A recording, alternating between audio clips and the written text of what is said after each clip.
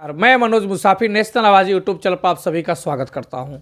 आज योगी जी की पूरी कैबिनेट प्रयागराज गई थी महाकुंभ में, संगम की घाट पर, और संगम में वो पूरी तरह से अपने पूरी कैबिनेट के साथ स्नान कर रहे थे।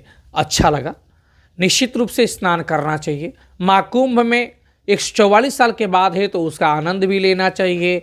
और निश्चित रूप से सबको ये जाता है कि जब पूरी सरकार ही प्रयागराज पहुंची है, महाकुंभ में पहुंची है, तो अन्य लोग भी उस महाकुंभ में पहुंचने का प्रयास करते हैं।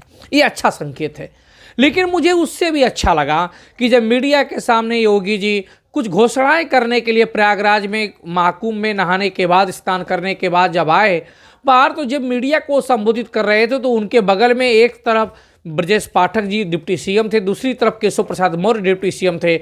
उसी समय वो आवाज़ लगाते हैं राजभर जी को, आवाज़ लगाते हैं निषाद राज जी को, और आवाज़ लगाते हैं आशीष पटेल जी को, आवाज़ लगाते हैं अनिल राजभर को। पहले इस वीडियो को देख लीजिए कैसे आवाज़ लगा रहे हैं। अभिनंदन करता हूँ। कहाँ गए भाई राजभर जी, और ये कहाँ गए अपने आशीष पटेल जी, निषाद राज कहाँ हैं लोग? आप लोग पीछे क्या छुपे हुए? इधर आइए। कहाँ राजभर जी कहाँ गए? अनिल कहाँ है? अनिल कहाँ है? में आप क्या देख रहे हैं? योगी जी आज महाकुंभ में स्नान के बाद, मीटिंग कैबिनेट करने के बाद मीडिया को संबोधित कर रहे हैं।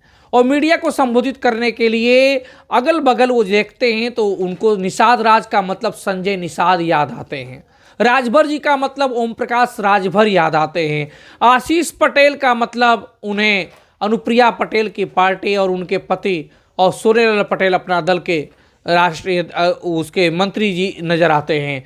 तो कहने का मतलब ये है कि जो आवाज़ लगा रहे थे तो ये सीधा सा योगी जी संदेश दे रहे थे कि जो भी चुनाव है, उपचुनाव है, जैसे मिल्कीपुर अयोध्या में उपचुनाव होने वाला है, तो वो महाकुंभ की धरती से संदेश देना चाहते थे कि मिल्कीपुर के वोटर वासियों ये देख लो कि हम मीडिया के सामने निषाद राज, क्योंकि निषादों का वोट भी मिल्कीपुर में ज़्यादा है, हम निषाद जी को भी तो इज्जत कर रहे हैं, हम राजभर जी को भी इज्जत कर रहे हैं, और चूंकि वहाँ पे कुर्मी मतदाता भी है तो कुर्मी समाज के आशीष पटेल जी को भी इज्जत कर रहे हैं, अपने पार्टी के भी अनिल राजभर को हम इज्जत दे रहे हैं।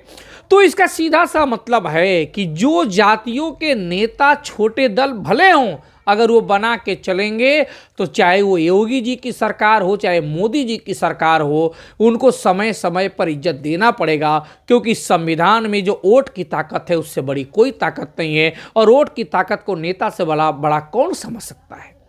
ये सीधा सा संदेश है अन्य समाज के लिए।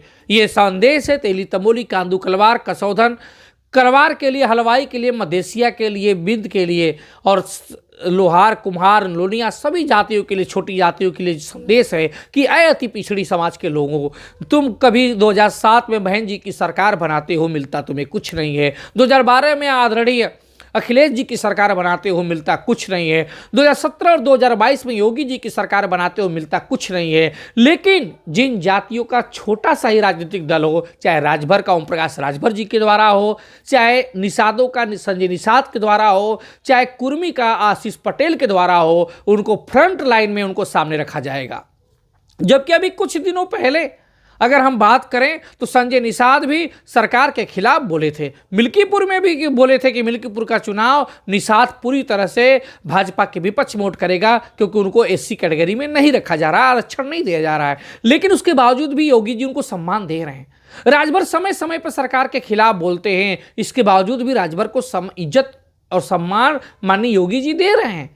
आशीष पटेल का मामला तो अभी मीडिया में चला था, जबकि पल्लवी पटेल विधायक है और उन्होंने खुद धरना भी दिया था विधानसभा के अंदर और मांग उठाई थी, मीडिया को संबोधित किया गया था, बताया गया था कि डायरेक्ट लेक्चरार को एचओडी बना दिया गया नियम के खिलाफ, और उसमें बहुत बवाल भी हुआ था। यहाँ तक कि आशीष पटेल ने भी मीडिया को संबोधित करते हुए तमाम अधिकारियों के नाम लिए थे, एसटीएफ पे सवाल उठाए थे, सरकार पे सवाल उठाए थे, इसके बावजूद 69 शिक्षक भर्ती पे भी सवाल उठाया था।